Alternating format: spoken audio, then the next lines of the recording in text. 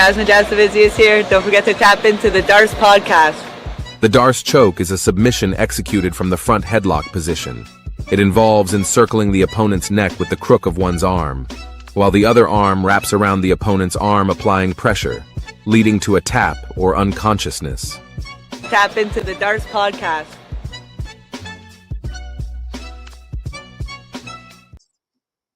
And ladies and gentlemen, put your hands up and start throwing them, because we are live on the Dar's podcast, UFC 315 pay-per-view out of Montreal. My French accent isn't good, but I'm here with Mr. Plus Money, Slick Montana, Cal on the ones and twos out of Canada, maybe some Canadian takes, because we certainly got some of those fighters on this card. And man, championships on the line. Balo, remember the name Muhammad, taking on Jack Della Maddalena, finally getting his title shot. Super exciting welterweight title bout. We got Valentina Shevchenko taking on Manon Fiorot, the flyweight GOAT, looking to defend her belt after she took it back from Alexa Grasso. So I got the fellas with me here. We're coming off an interesting UFC fight night in Kansas City where Corey Sandhagen popped Figgy's knee out of place. Ugh. But we got the Slick Report with Sir Hay City. Well done, Slick. And onward we march onto this card. So, Slick, let me start with you, man. Looking at the lineup of this fight card, what's your favorite bout that you're looking forward to? I mean, anytime I see Ian Cutelaba on a card, man, I'm just waiting for the press conference, waiting for something, for him to do something. So I'll just be waiting patiently. I can't wait to watch Ian Cutelaba fight. The Hulk, he might come out with the full green painted suit. By the way, shout out Jewish Better, shout out Scott Benowich in the comments. He says, quick shout out, Knicks, let's go, Knicks. Oh my God, another 20-point comeback. Mr. Plus, reactions for both. Are the Celtics complete frauds real quick? And then also favorite fight on this UFC 315 card.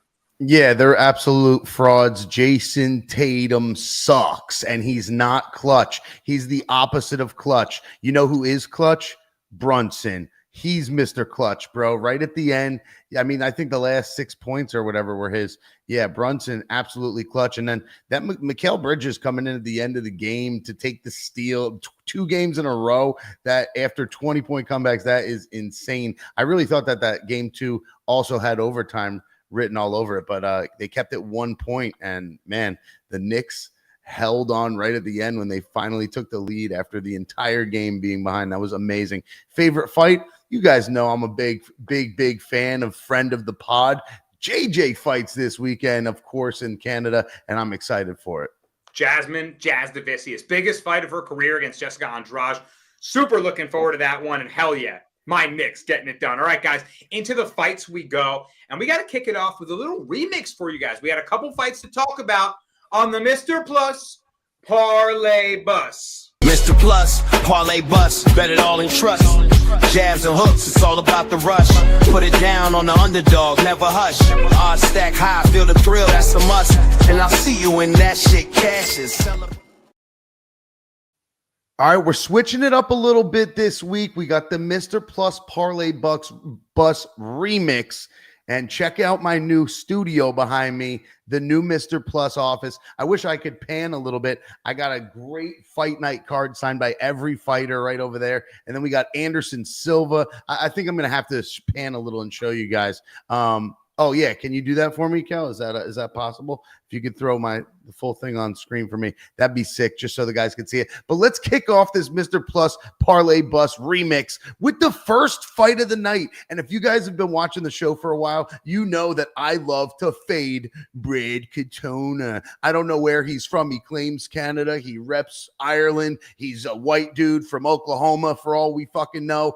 But I'll tell you one thing about Brad Katona. He's a durable son of a bitch. And I'm not telling you that I'm taking him, because I'm absolutely not, but I'm going to give you a plus money play. I'm taking Bekzat Almaken to win by decision, because although he has hands of stone, like Danny told me, and I watched one of his fights, he absolutely does. He can knock you the fuck out.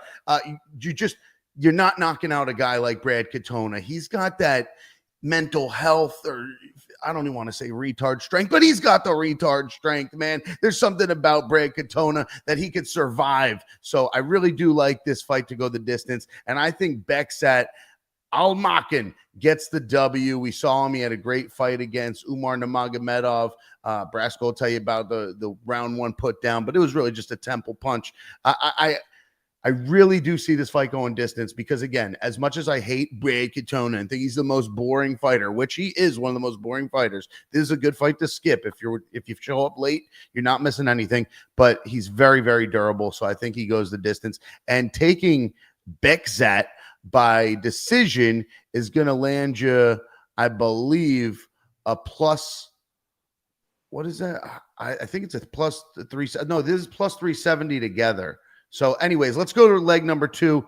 It's the remix. So I'm fumbling the bag a little bit, but don't worry. I got a second leg. We're going by method of victory here. We're going Sterling Navajo or Navajo Sterling by KO TKO. This guy's got bricks for hands. He can put anybody down. And I just think Ivan Erslan's going to come in the wrong way, trying to shoot a takedown and really catch a knee or an elbow right up the middle from Navajo Sterling, who, man, this guy has highlight reel knockouts. Yes, he got the decision his last fight against Tuco Tokos, but I really think they're setting him up for a highlight reel victory here. Give me Navajo Sterling by KO TKO. Now, you put those two together, the methods of victory, one by decision, one by knockout, you get plus 370. However, if you want to just take these on the money line, you take Sterling and you take Bekzat, it's still plus 102. So however you want to do it, let's win some plus money this weekend, and I'll see you when that shit cashes. Little switch up of the parlay bus. So 2 legs instead of 3, making it a little easier to hit. 3 legs is tough in any sport, right? And giving you a method parlay to play them too, picking the fighters and picking them both how they'll get it done. First one he mentioned, Slick, Bekzat Almakan.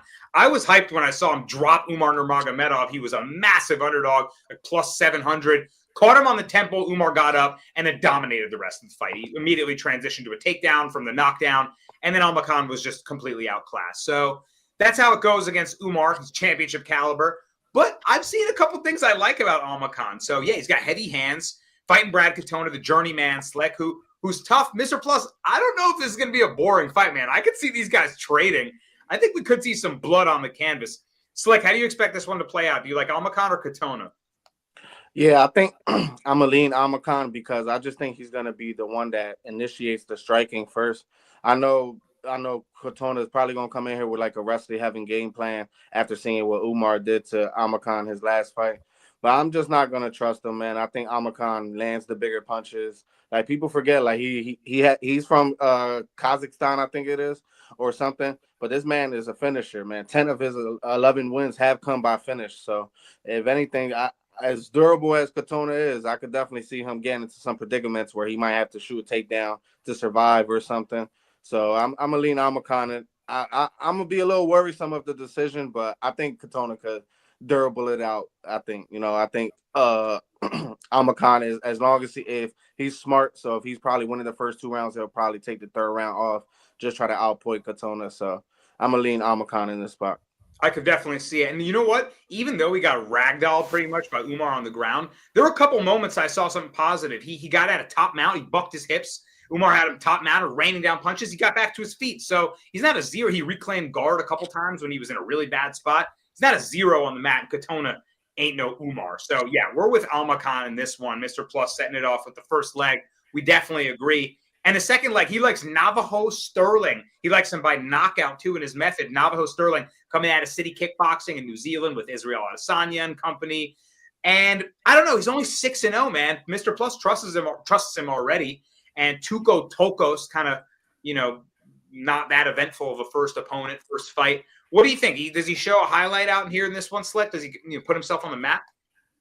I think he can, man. I think Sterling is one of those guys that he's going to come in here with a 7-inch reach advantage, 2 inches in height. I just think he's going to be the bigger guy in there. Ivan Erslan, he's a pretty big guy himself, but the one thing I dislike about him is that he trusts his chin a little bit too much, especially in that Ian Cutelaba fight. Ian Cutelaba was landing big punches on him, and he was just taking them well, but I'm just not trusting him to take him well against a guy like Sterling, young guy, up and coming. And I just love his jab, man. I think his jab is going to be the one that dictates the spot. And wherever Erslan is that type of guy that he needs to lunge in to get his punches, like big hooks. He's not really a straight down the line puncher. So I think it's a good spot for Sterling. And I wouldn't be surprised, honestly, if Sterling shows us some grappling. You know, he's real smart in the sense that I believe that he's in a good camp with City Kickboxing, and they could probably see Ian Cutelaba having success in his last fight with the grappling and the wrestling. And I wouldn't be surprised if he goes 2-2, probably in the late second or third round. But I think he knocks him out probably late, though. I think if anything, he could probably wear on him, and then get the knockout late.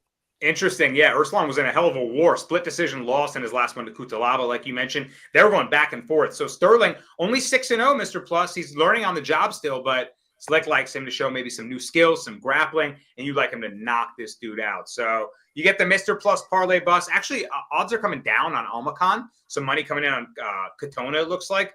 I'll take it. Almacan better odds. So you can get even better than plus 102 and maybe better than plus 370 now. As you guys know, we filmed this super early. So making the picks early here. All right, there's your Mr. Plus parlay bus for you, Almacan and Sterling. And next up, guys, we're going to keep it on the prelims. Put your hands together for the Brasco Breakdown.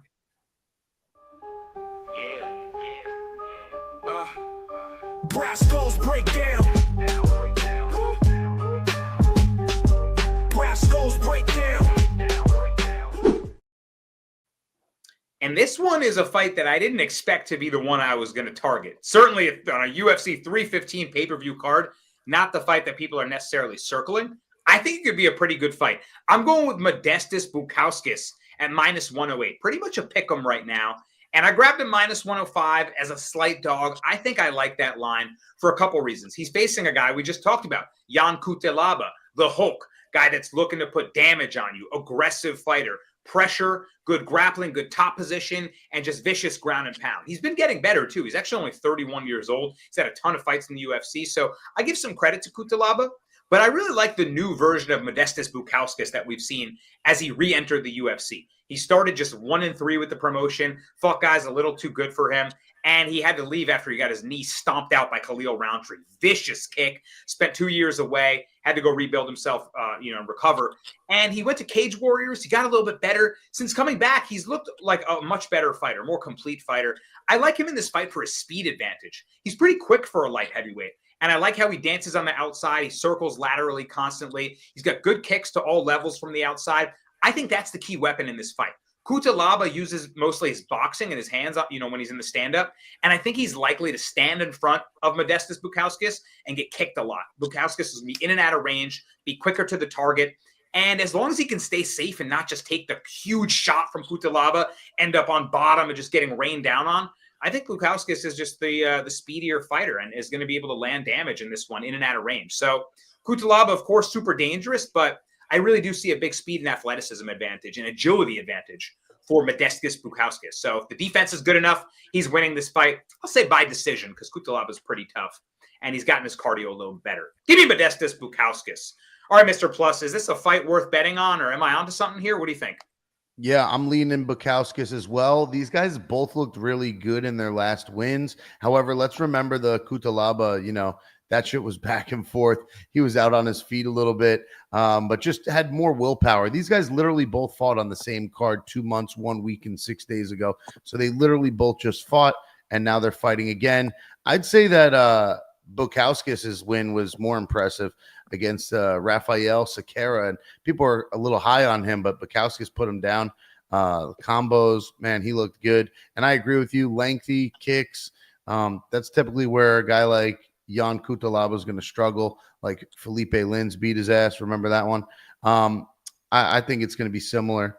I like Bukauskas, but don't get me wrong. I love watching Cutelaba, and I love his antics and pre-fight shit. He pumps me up at the weigh-in, so I'm all about it. Love that he's on the card.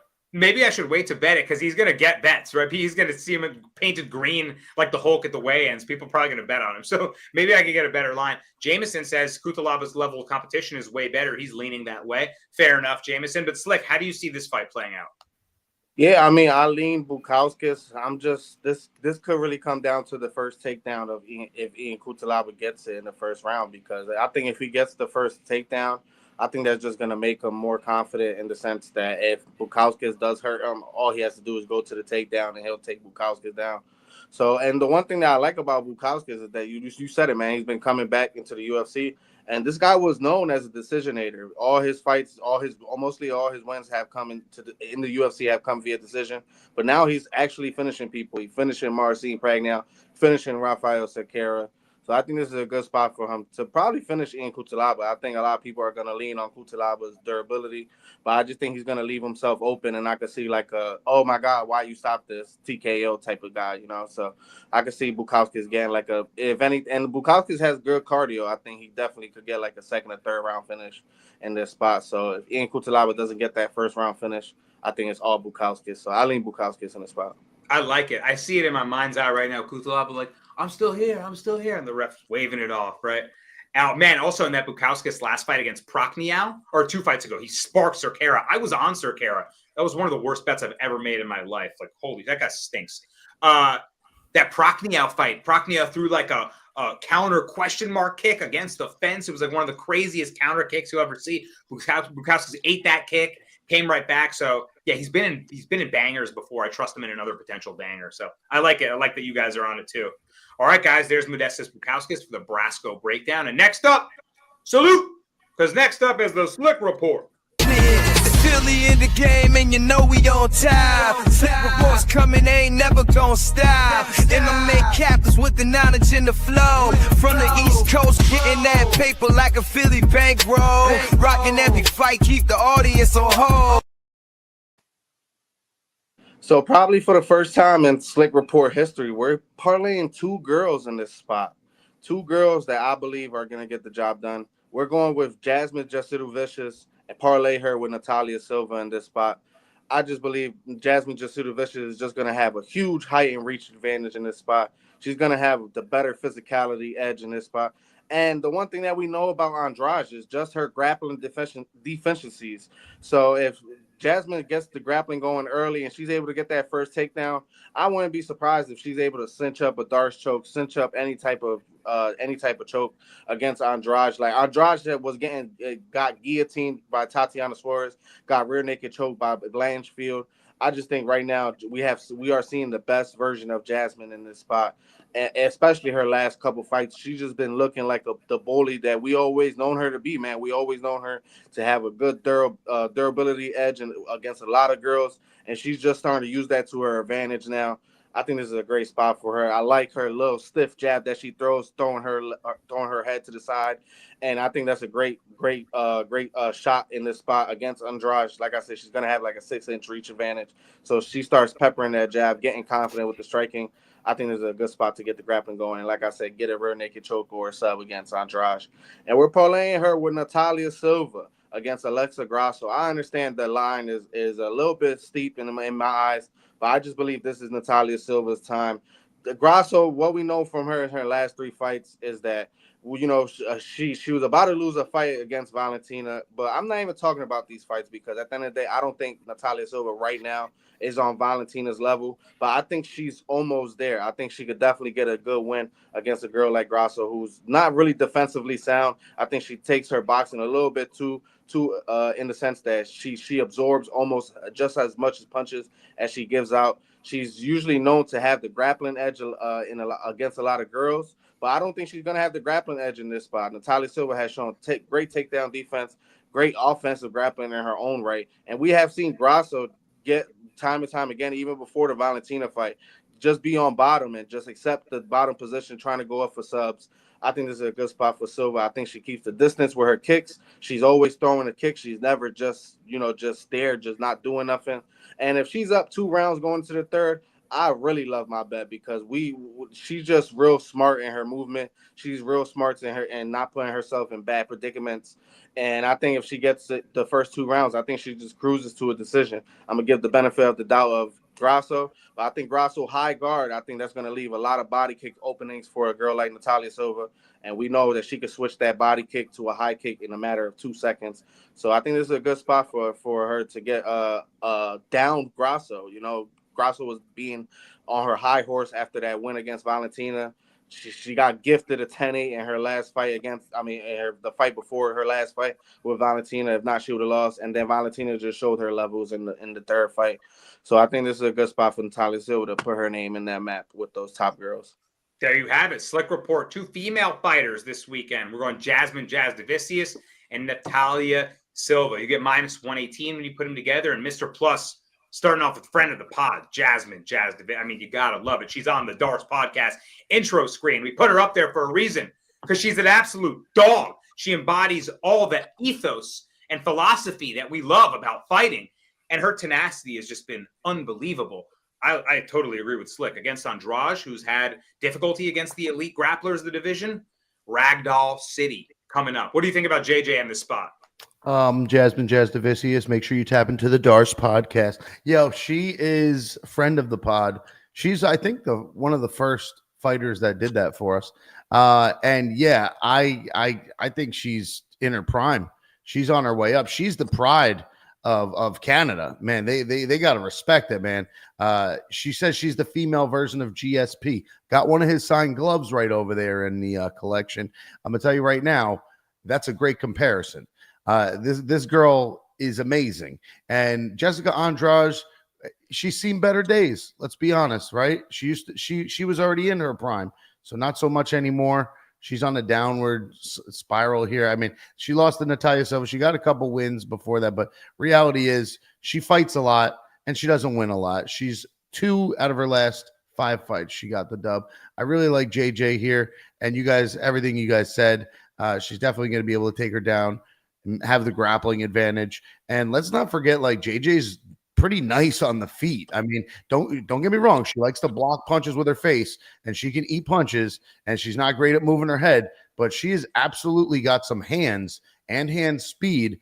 And sometimes when she stands with girls, it's fucking great. And I love it. So I'm going JJ again. I remember what fight was that? The Fatima Klein. Remember that? Before she was controlling her, she was just piecing her up. So I really like JJ in this spot. Great spot. The other fight that Slick spoke about is the Grasso versus Natalia Silva. Man, this is a girl banger fight right here. This could be the banger of the night. This is really going to be a fire fight. I am a little worried about Natalia Silva as far as the level check goes. I mean, I've been betting on her and winning. She's never lost when I bet on her. However, this could be a level check, but let's be honest. I mean, Grasso's last 3 fights were all against Valentina. Before that, you know, it was 2 years and 6 months, 2.5 years ago. So, I mean, since she's fought anyone else. So I don't know. This is a tough one to call. Natalia Silva is definitely a new up-and-comer.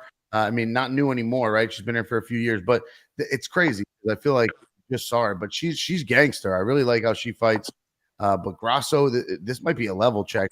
She's at the top for a reason, number 3 ranked, but this is a big opportunity for Silva here. So let's see if she could take advantage of it. Man, I'm going to be excited to watch this one. I'm not sure who I'm betting on, but if I got to pick it, I got to feel like plus money level check right here. Give me the plus, because this should be a pick 'em. Let's be honest. So disagreeing with the odds there. Yeah, super interesting bout there. I'm going to talk a little bit more about that fight later in the show. And I'm thinking that Jasmine Jasudavicius inside the distance might be the podcast like play of the week. Slick likes her to find an early choke potentially. He says first takedown she lands, she might be finding that choke. Cal in the comments there, he's the Darce podcast in the comment section. He's saying that he likes a violent elbow to finish and maybe a TKO. I mean, I can absolutely see all of it. So yeah, I like the -3.5 on the spread. I think if she doesn't finish, she wins every round with her grab. And Mr. Plus, you brought something up. You said her hands have gotten really good. She's good on the feet. She's one of these perfect MMA style fighters that the threat of the takedown and the grappling is so dangerous that her striking gets better, right? When you're so worried about being taken down, you're very exposed to getting pieced on the feet, and vice versa. It goes both ways, right, on the opposite end. So she's doing that beautifully, and we couldn't be happier with her performances lately. All right, guys. I like it. I like it very much. Slick Report. Next up, guys, we did the Brasco Breakdown. We did the Plus Bus. We did the Slick Report. It's a pay-per-view card, guys. There's a championship on the line. It's time for the main event of the evening.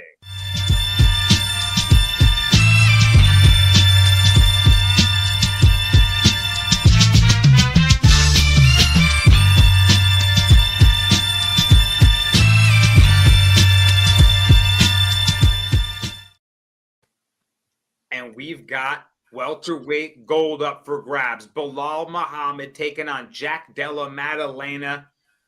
I'm not going to lie to you guys. I struggled with this pick. Like, I went back and forth a lot on this one, and the odds are moving in Jack Della's favor. Bilal was a minus 250 favorite near, I think, at open. He's down to minus 175. So obviously money coming in on Jack. We know the fighters' profiles. Bilal, the relentless wrestler. Jack, the dangerous boxer, right? Both stances, cracking power. Bilal, improved boxing that he uses to just set up his relentless takedowns. Pressure fighter. So really, I mean, stylistically, it's not that complicated to me, right? Is Jack able to fend off the takedowns and land his boxing, or is Bilal just going to do what Bilal does, right?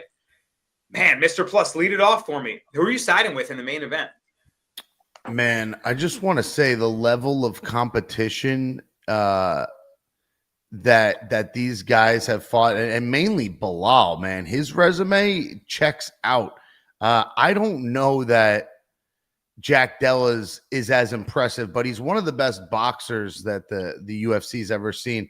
I just don't know with the forward pressure that Bilal's going to bring and the grappling. And he says he's going to stand up for a little bit, but once he gets cracked, you already know he's going to shoot. And when he shoots, he gets strong, and he's really top heavy, man. When he gets you down on the ground, Bilal is a gangster, bro. Let's be honest. And I really like his confidence in the press conferences and everything he's saying. And Jack Della saying, I'm going to save the division. And Bilal's more like, bro, I'm not defending my belt. I'm fighting for the belt again. He said, I'm coming for Jack's record. I'm coming for Jack's soul. Bro, I got to side with the champ, man. I do see the line maybe even moving more. This could be a perfect arbitrage bet, to be honest, especially if Jack Della can win like the first round. You take Bilal live for plus money. Yeah, man, I really am thinking and still. That's where I'm at with this one. Bilal, and by decision, do you think is Bilal remember the decision? I'm not sure how he wins yet. I haven't picked the method. If he puts him away inside the distance, hey, Slick, what's also dropping are the odds on the over 4.5. I think they were like minus 230. Now they're like minus 190. So that's curious as well. I got to hear what you're thinking about the main event. Do you think that Jack Della is going to be able to keep this standing and piece him up with his boxing, or is Bilal just going to do Bilal things? Yeah, I mean, I lean with the champion in this spot. I just there's gotta be a proven spot to me. Like, if Jack Della can knock out a good durable guy like fucking Bilal Muhammad, where the likes of Stephen Thompson, Vicente Luque, fucking a lot of those guys wasn't able to do. So hey, then take my money, but I think this is a great spot for Bilal. Like, the only time that we have seen Jack Della get into compromised positions was the 3 fights he fought wrestlers. Like Ramazan Ameev had tons of success before he got knocked out in the first round. Then fucking Basil Hafez had good success coming in on like a day notice. And then Gilbert Burns was winning the fight until he got KO'd in the third round. I don't think Bilal could get KO'd early. I think Bilal is one of the most durablest guys we know. And Jack Della is just going to see something that he just hasn't seen. Like all those guys that I have mentioned are more double leg type shooters. Bilal is the type that if he can't get the double leg, he will go to a single leg or he will go to a trip. And I honestly can't trust Jack Della's game plan. Like this guy was pulling guillotines against a wrestler in Basil Hafez. Like he didn't really do that against Gilbert Burns because he was probably more of a worried about the grappling of Gilbert Burns. But hey, man, I just think Bilal is gonna be able to get whatever he wants in this spot. He'll probably get cracked a couple times, but hey, Jack Della has never reached the 4th round, never has reached the 5th round. So if the cardio starts eating up, the punches start getting lighter. So like he didn't even knock out Gilbert Burns with a punch. So he knocked him out with a knee. We just seen his fight IQ too high right now, so I can't fade him in this spot. So even as a minus 2 something favorite. Ultimately, man, I feel the same way. I think I have to go Bilal too, because I do think there's something like the easiest argument I agree is you look at the Basil Hafez split decision. Hafez on a couple days notice had him almost beat, right? Then you look at, like you said, Ramzan Ameev. You look at Gilbert Burns winning that fight. The only caveat I'll say is that he broke his arm in that Burns fight. And I was on Burns, and I was screaming, come on, hang in there. I thought he was going to be able to beat him. But I do give him some props for being able to, work through adversity and get past those guys. But ultimately, I agree. His struggles have all come against grapplers, and I don't think he can stand up in a 5-rounder to the caliber of Bilal. I think it'll be a close fight. I think it goes the whole way. I think Jack Della maybe drops him, maybe has a big moment. Maybe Bilal's wearing damage, but Bilal gets his takedowns, he gets his control, he lands his own ground and pound, and it's enough. And he's 48-47. But I do think Jack Della is going to put on a really good performance, and everyone will have respect for him. Bilal, remember the decision. All three of us like Bilal. Looks like Cal in the comments too. He likes Bilal in a parlay anchor, he says. So look, closing line value moving against him. If you bet Bilal early, you're losing. But how much does closing line value matter in the UFC in 2025? 0%. So just ignore the line, bet the side that you feel is strong, and hope to get value. Hope to win. All right, guys, we did the main event. Now it's time to look for some plus money. Let him out the cage, Cal. It's time for the dogs of the week.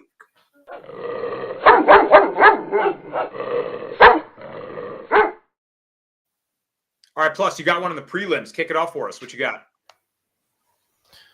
Are we back? Are we here? Okay, sorry, I was on the wrong screen. All right, boys. I actually am a fan of this guy, even though he blocks punches and kicks with his face all the time.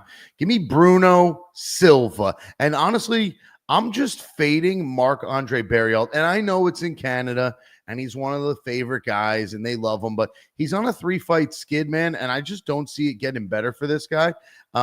Now, I know that Bruno's on a 4-fight skid too, right? These guys are both on big losing streaks, but I got to go with Bruno Silva at plus money. It just doesn't make sense to me. I really think he's going to be the stronger guy. He's a good kickboxer. He's not horrible. He just, like I said, loves to block punches with his face. Let's not forget 2 years ago when he KO'd Brad Tavares. Impressive win. And then from there, just spiraling down. But level of competition, just absolutely bananas, right? Brendan Allen was great. Shara, when Shara was on the rise up, right? Chris Weidman, not so much, right? But I'm going with Bruno Silva. I like the plus money shot here. And honestly, I really think he could put Marc-Andre Bariel down. I mean, fuck, Dustin Stoltzfus did. I'm going with Bruno Silva, man. I think he could do it. Man, sometimes the hometown is a curse, right? Like, oh, you back the hometown guys, and then it looks like the pressure was too much for him fighting in front of the crowd. I didn't want to touch this fight with a 10-foot post. Like, Marc-Andre Bariel, the power bar, right? The guy who uses his work rate and his pressure and his toughness to win fights has been getting sparked lately. He's 0-3 in his last 3, and he got finished in 2 of them. And he took a lot of damage against Chris Curtis in that split decision loss. I mean, I agree with Cal in the chat. Power bar should beat him, but his chin is suspect. Like skill for skill, Bariel wins if they play this fight out the whole way. But will he make it? Will he get chinned? I think Silva might be able to crack him. I ain't touching it, Slick. What do you think? Oh, you're muted, brother. I'm going with good old reliable whenever I feel as though somebody is only first round or bust. I'm going with Bruno Silva round 1 KO, and then I'm going to hedge it with Marc-Andre Bariel to win in rounds 2 or rounds 3. I think this is a good spot for either of those plus monies. I think I don't have the odds in front of me now, but I know damn well both these guys are going to be able to have plus money next to them. So I think it's a good spot for Bruno Silva to get a first round KO. Like Mr. Plus said, he sparked Brad Tavares in that fight, and that's the same fight I actually put the same type of bet in, So I had Silva to win in rounds 1, and then I had Tavares to win in rounds 2 or 3. So I think there's a good spot for it. I think if Marc-Andre Bariel doesn't get sparked by Bruno Silva in the first round, I think he could definitely take over in the later rounds. Probably get to some type of choke, or probably just wear on Bruno Silva. Like a lot of the people that he had fought, Shara Magomedov, Chris Weidman, Ismail Nordiev, all those guys are basically decisionators. They're not really looking for that big punch. Not outside of like whenever he fought Brendan Allen. Brendan Allen hurt him bad on the feet, and then he got into a predicament where he got subbed. So I think there's a good spot for Silva, and it's a good spot for Marc-Andre. It's just a matter of fact of either of these guys getting their way. If Silva wins, is more I say 80% chance he sparks Marc-Andre Bariel in the first round. And if not, Marc-Andre Bariel just shows us the power bar ways again and finishes Silva in the second or third round. So my pick will be Bruno Silva. I think he does chin Marc-Andre, but I'm going to do it like that. I'm going to bet Silva round 1 and Marc-Andre rounds 2 or 3. Looking to thread the needle with it. I like that. Slick, like you mentioned, you've done it before. So this is a fight that may very well not go the distance. If the guy can't get the KO early, bet his opponent to finish him late. I like it. Simple enough. All right, next dog of the week, Slick. You got one. Again, another Canadian fighter we're fading. Who do you got? Yeah, man, I just think this plus money is really valuable in the sense that I'm gonna take Charles Radkkey money line in this spot. I think I just can't trust Mike Malai in this fight right now. He's fighting a good durable guy in Chuck Buffalo, and Malai just has shown us that he block punches with his face. Doesn't really have good striking defense, and I'm just not too hype about that game plan that he had against Trevin Giles. Just throwing body kicks, just being more safer, and that's a testament, I think, to his last fight against Neil Magny, that he went all in against Neil Magny, and then got finished in the third. I think that was a testament to that, but I just don't know how he's gonna come into this fight. I think if he's gonna come in here tries to finish Charles Radkkey in the first round, I don't think he has the good cardio to be in there in the second and third round. And Charles Radkkey has shown us he has good power in any of those rounds. So good cardio, good durability, good power. I think this is a good spot for plus money in Charles Radkkey. Man, this is another one where I was like, I don't want to make a pick. And I think that meant that my heart is with Mallet, but my brain is with Radkkey. Because I agree with Slick. He still seems like he's learning on the job. Mallet has a ton of talent, but I'm still waiting for him to put together against a really strong opponent, to put together like that full game. We know that he's got chokes for days. We know he's got cracking power on the feet. He's got nasty left hook. He's got big body kicks. But Radkey's bringing the forward pressure. My worry is that Mallet will be kicking in boxing range, and that Radkkey can step in on him and land punches. His defense still isn't all there. I mean, neither guy's defense leaves that much to be desired. So in my eyes, I think both guys will be wearing damage. I could see this being a bloodbath.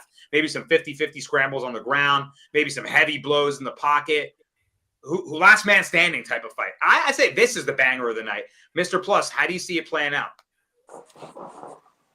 I mean, I used to be excited for Mike Malott fights. I used to, but after the Trevin Giles last showing, which was a boring ass fight, and before that, the loss, and you didn't just lose, you got knocked out by Neil Magny, a fucking decision gatekeeper that only gets decision wins, and he knocked you out. Yeah, there's nothing proper about that. Charles Radkkey, Chuck Buffalo, has proven that he's kind of a dog, man. You knock out guys like Matthew Semmelsberger and even the Gilbert Arena KO. I mean, his only L recently was to Carlos Prates. Definitely respectable, right? We can deal with that. I don't know, man. Mike Malott, I see what you said there, Cal. And I'll repeat it for you. 9 first-round finishes, 10 of 11 inside the distance. Against who? Against who? I'm not buying the hype. Although, if there's a guy that's going to get propelled and hyped up and fired up from the hometown crowd, it's definitely Mike Malott. Big fan favorite over there in Canada. So, I'm hitting the fade button, bro. Give me the fucking plus money. I don't put Malott in any of your parlays because he might not fucking win. It's Cal not backing down in the comments. He says he's liking Malott. And, of course, he's repping his Canadian homie. I will say this.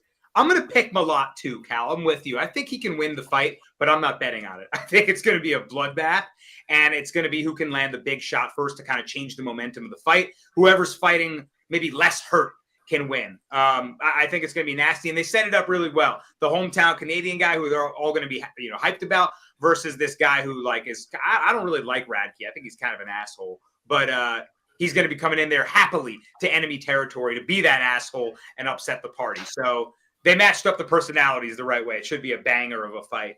All right, Slick on with Radkkey. I can certainly see why.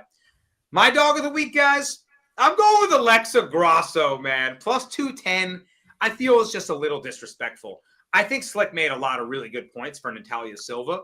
But I think Grasso's last 3 fights against Valentina, it's going to be a little tough to really, place her, right? She fought the best flyweight ever, who is not mirroring the style of Natalia Silva necessarily. But I think in the last fight, Grasso looked really bad because, like I mentioned before, she was so worried about the takedown. She was stuck on bottom. Valentina dominated with her wrestling. And I think Valentina realized this is the foil to my game plan. Like, I'm just going to put her on the ground and keep her on the ground because Grasso drew her in a close back and forth, affair on the feet, subbed her with a chancy, rear naked choke that she was able to pull out to steal the belt. I think Valentina said, all right, I've got you figured out now. She looked really good. Grasso looked really bad. I just think the line is flipped too hard because Grasso got dominated on the ground. I don't think this style of fight plays out like that at all. I like Grasso's boxing. I think that she can get in with her pressure boxing. If she can, like you guys mentioned, she's going to take some shots. But I think she can get on the inside of Silva, who circles and has great movement. I think Grasso's the one that can track her down and actually find her with hands. We shall see. This is a system kind of, I don't want to call it a system play, but like an interesting look I like as well. When I look at the underdog and I look at their plus 3.5 on the spread, Grasso plus 3.5, which means she would win one round and you cash that, minus 140. Grasso plus 210 on the money line. Big, that's almost like a $2 shift, right? So if I'm thinking the books see it like it's very likely that she could be 1-1 in the third, maybe win a round, then I'm willing to take a shot on the dog. Slick, counter argument for Grasso. You don't think her boxing has value here? You don't think her boxing can get in on Silva at all? I just think the boxing is just what's gonna lead Silva to just be more confident in her kicks. Like I said, she keeps Natalia Grasso keeps the high guard, tries to just come in there like this, and I just don't think Natalia Silva is gonna let her into range. And let's not really get it messed up. Like, Grasso isn't no power puncher for. She's more of a combination type of girl, more volume type of stuff. But a lot of those fights that we have seen in her past days, like, we don't even have to go into these Valentina fights. Macy Barber was popping her, like Junyoung Kim was popping her. Freaking what's the other girl name? Vivian Araujo had a tough fight with Vivian Araujo. So I think this is a good spot for Silva. I think, like I said, boring 29-28 decision by Silva. Boring, man. I see this one strikes flying, but maybe if her lateral movement is just the main weapon in this fight, that's how you get a boring fight, like William Skull versus Canelo Alvarez, you know what I mean? That type of shit. Mr. Plus, final thoughts on Grasso Silva? I think it could end up being a banger fight and pretty good fight. But, for me, the bet's got to be the plus money. But I feel like the pick, I do lean Silva. Her fight IQ is really good. So like said, if she wins the first 2 rounds, she's going to win the fight. But we'll see. And plus 210 is a great line. No, I expect a good fight. And like you mentioned, is it a level check? Is it Silva? Silva's going to prove. Is she ready for the championship caliber? She needed a little time. So great fight here. All right, guys, we debated. We went back and forth on some we disagreed on. But now we're going to come together. JJ, let us know. Lace them up for a Dar's Parlay.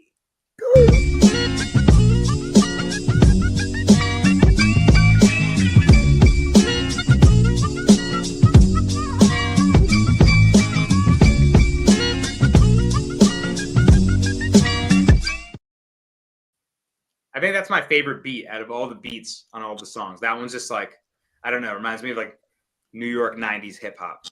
Plus, first leg of the parlay. Kick it off. Well, you guys made me feel like this might be a little bit of a sweat now, but I'm really going to stand on what I know, and that's Brad Katona has an iron dome piece, and it's just going to be really hard to knock him out. He could be dazed and confused, but he absolutely is Mr. Durable. And he's got that you-know-what strength.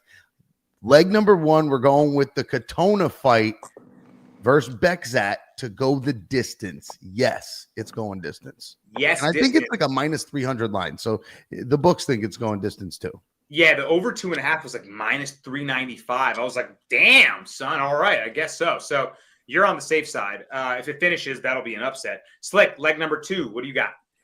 Wouldn't be a Dar's Parlay without our girl JJ, Jasmine Jasudavicius money line in the spot. Already said why I like her. I think she gets a first round sub. Easy work for JJ here. I'm excited for her to get the biggest win of her career too. Andrade's former champion. You'll forget she's maybe not the Andrade of old. She's still dangerous as ever, right? I mean, you got to give Andrade some props, right? She beat Rose with a head slam. Didn't happen by accident. Maybe it did a little. My last leg. Close it out. Ayman Zahabi taking on Jose Aldo. Guys, we haven't talked about this fight yet. awesome fight on the main card. I like it going over 2.5 rounds. I think highly technical, striking affair. Aldo has been only losing as of late to grapplers that neutralize him. Even in his older age, his striking is still super sharp. I would argue that his boxing has gotten better with age. His hands are crispy still. His defense is still there. And the only guys who beaten him recently, Merab, who Merab'd him. And he actually did pretty good against Merab. And Mario Batista, who everyone hated for that win. Like, literally, have you ever seen someone criticized so heavily for winning? No. So those are the guys that are beating Jose Aldo. I give a lot of credit to Zahabi. He's gotten really good. He's really come a long way. Another good Canadian fighter, super technical, TriStar Gym. I like those guys. I just think you give Aldo a technical striking affair, he outpoints you. So Zahabi, not the biggest kicker. If someone's kicking Aldo more, maybe there's a chance, but I think Aldo gets it done. Probably by decision. I think it'll be a close fight, though, 29-28. Aldo sharper. What do you think, Slick? Is Aldo still got it at 38 years old? I mean, I lean Zahabi in this spot, and the one reason why I lean Zahabi is just his defense. I think his defense is one of the most underrated in Canada right now, outside of, all these guys getting knocked out like Mike Malai, Mark Andre. This guy's a hobby, man. He has some of the best defense we have seen, sitting at like almost 71%. So I think this could be a spot where Jose Aldo, I just dislike that he's went away from his leg kicks. I was talking about Ponzi last week. He wasn't really getting the leg kick going as much as I want to. And then what it ended up being, D-Rod ended up knocking him out and not worrying about the leg kicks. I think Jose Aldo, I'm not thinking about it. He's getting knocked out, but I just think he went away from those leg kicks. And that was one of his best weapons. He butchered people in the legs. Zamir Zahabi has a nice jab. He would have been chopping his leg and then damaging that jab.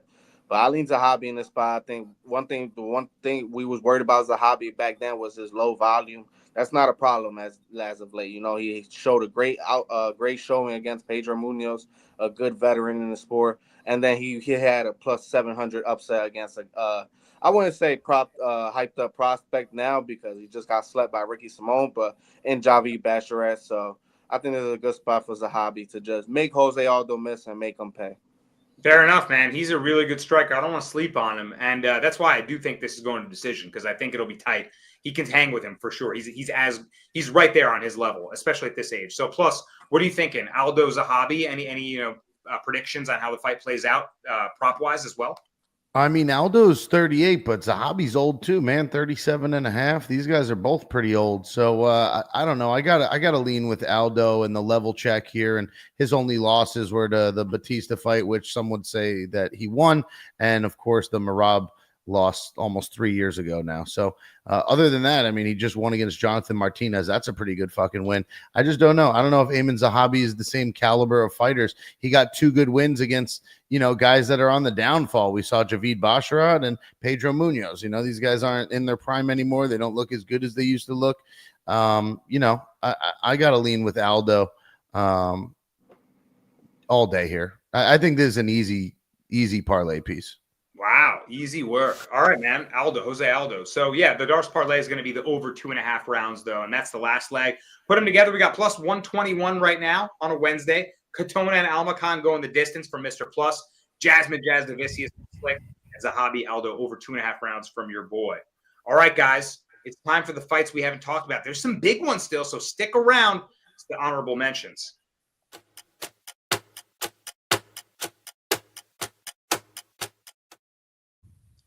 Unbelievably, we went through a whole UFC 315 preview show and didn't talk about Valentina Shevchenko versus Manon Fiorot for the flyweight strap in the co-main event of the evening. And this is a really interesting fight. Like the main event, I went back and forth on this a lot. And looking at Valentina as a plus money dog, especially plus 130, now just plus 110, I was thinking to myself, man, how is this the line? I got to take Valentina. But I ended on Manon Fiorot, guys. And I'll let y'all go first, and I'll follow up. Slick, what are your thoughts on Fiorot, the title challenger? Is she ready, and does she deserve to be the favorite? Hey, man, I've been on this girl ever since she fought Tabitha Ricci and knocked her out in her debut. This girl has just been showing that she's leveling up every fight that she fights in the UFC. And now we finally get to see her against a top champ in Valentina Shevchenko. And I lean her in this spot. I don't like the odds, honestly. I don't like her to be the favorite in this spot. I want to see if some money comes in on Shevchenko before I pull the trigger on Firo. Probably get her like minus 115 around there, minus 110. But I lean Firo in this spot, and Valentina has just been leaning on her grappling and her wrestling her last couple fights.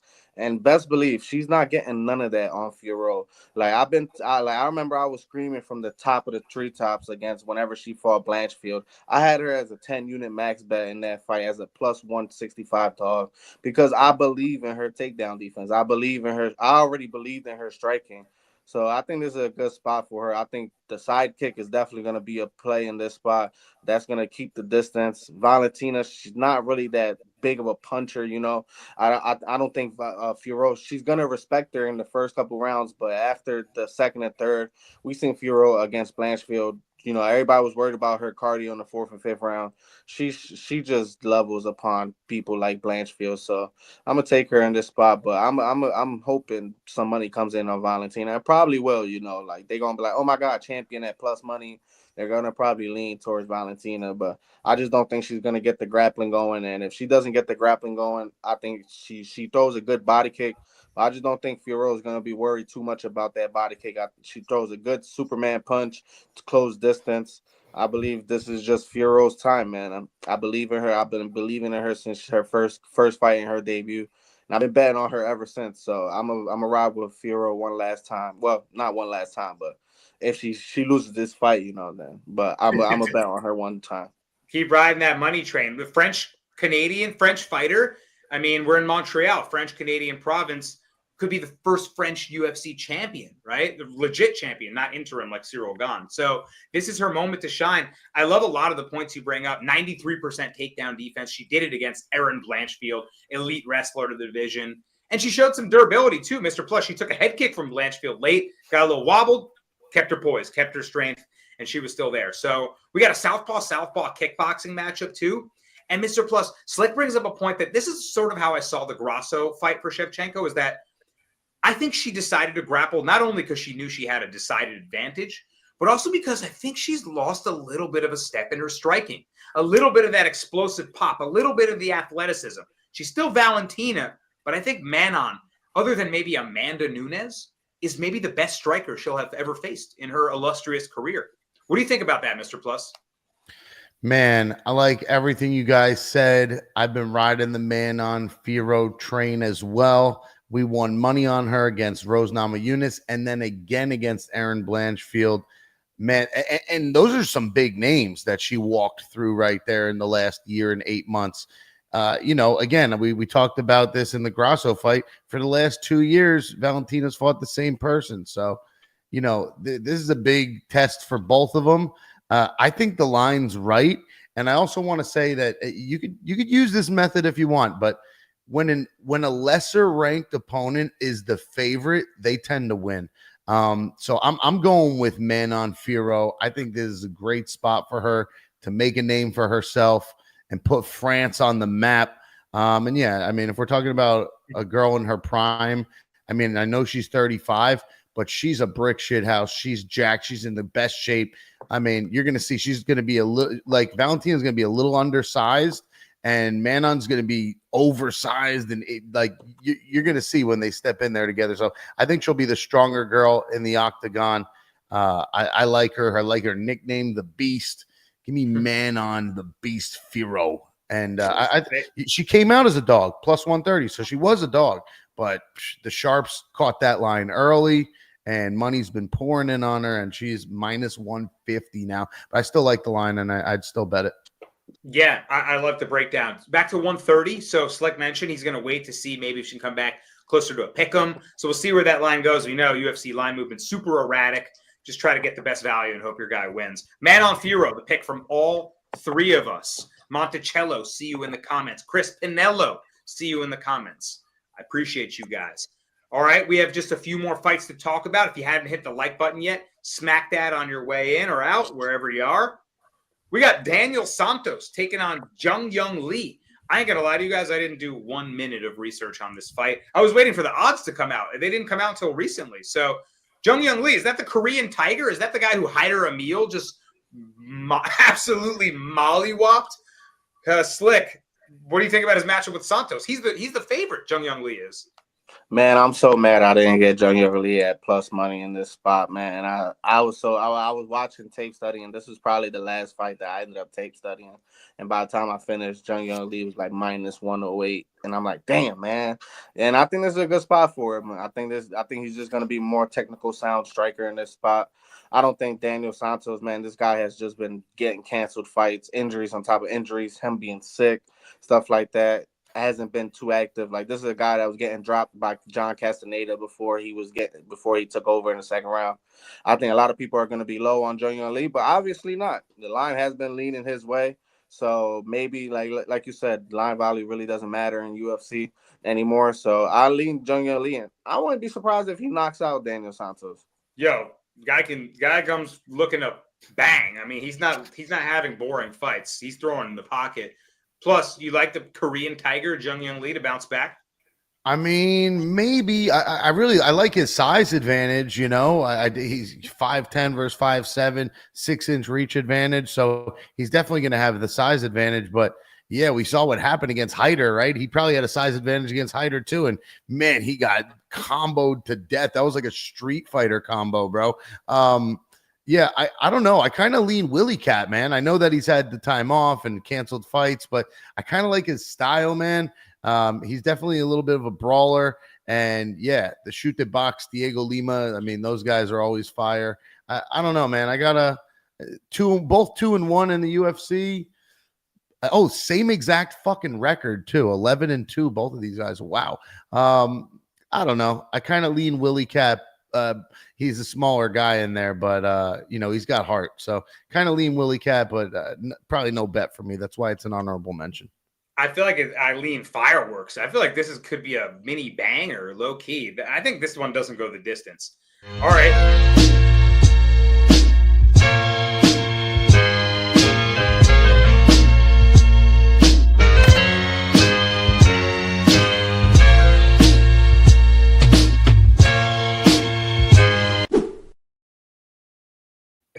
I always like when we don't know when the banger of the night comes and it's just like, oh shit, it's the banger of the night. Benoit Sandin is fighting on this card. He's got Kyle Preple stepping in on a few days' notice. Benoit minus 1050. I mean, this has got to be the Benoit Sandin get back on the track party, right? I mean, he's got to put this guy away because he was the baddest man on the planet for a hot second. And then he was made to look all too human. Staph infection will do that. Dustin Poirier will do that. We got to get Benoit Sandin back in the mix. Plus, is he going to dominate this guy? I mean, you can barely bet on him, right? He's minus 1050 with nothing else available. I've never seen Tapology someone at 100%. I've never seen it until today. Literally 100%. Not one person picks this Kyle Preple on short notice. I guess it's a spot they want Benoit Saint-Denis to get back in the win column. You know, it's like when a basketball player's off and he's a 3-point shooter, they want him to at least get fouled or like make a layup so he can get back in rhythm. I think this is one of those fights. This is the layup fight for Benoit Saint-Denis. And yeah, I think this is going to be destruction. I don't know if I'm going gone in 60 seconds, but probably round one, Benoit Saint-Denis is how you bet this. Finish him round one for sure. He's got to remind us he's got to remind everyone who he is. Like, right? I feel like he's going to go in there looking to maul this dude. Like, I am the god of war. I am Benoit Saint-Denis. Do we take Nicolas Cage gone in 60 seconds? Nah, I don't think we'll take it in this spot. I think Purple Leg is probably going to be on his back foot a little bit in this fight. But hey, man, I'm not trusting him, bro. Like, he's coming in here on short notice against Benoit Saint-Denis, nowhere near the caliber of the guys that Benoit Saint-Denis had lost to his last two fights. So, and then that makes me honestly want to fade Preple even more. I see this comment saying that he was supposed to. I know Michael Dufort, man. He is fucking trash. So if he had a main event spot against Michael Dufort, oh my God. Yeah. Maybe he gets something, but Benoit Saint-Denis by literally whatever he wants. I remember Michael Dufort's last fight. I had like 2 units on it in the PFL, and it was such a stinker. And they robbed. I thought he won. I thought he won pretty clearly, but they robbed him too. I was like, man, not only did you get robbed, but you kind of stunk too. Like, you didn't do anything to win that. Yeah, I'm with you. But Cal giving some respect to the fighters, right? I mean, the guy was prepping for a fine round main event. Kill shot Kyle. Maybe there's something to him, but I don't know if Benoit deserves to be a minus 1,000 favorite yet. He's still got questions to answer about his complete game. I think he gets it done, though. And that'll do it, folks. Benoit Sandin wraps things up here. We're just inside an hour, so let's close it out. Slick, Mr. Plus Money, Cal on the ones and twos, Danny Brasco, myself, that's my name. Let's go. We are the Dars Podcast. We're here every single week, guys, breaking down UFC events, giving you the best bets and picks, and appreciate you guys joining us for laughs, betting advice, and more. Thanks so much. Good luck at your town. We'll see you for the next one. Peace. Jasmine Jasovizzi is here. Don't forget to tap into the Dars Podcast. The Dars choke is a submission executed from the front headlock position. It involves encircling the opponent's neck with the crook of one's arm, while the other arm wraps around the opponent's arm, applying pressure, leading to a tap or unconsciousness. Tap into the Dars Podcast.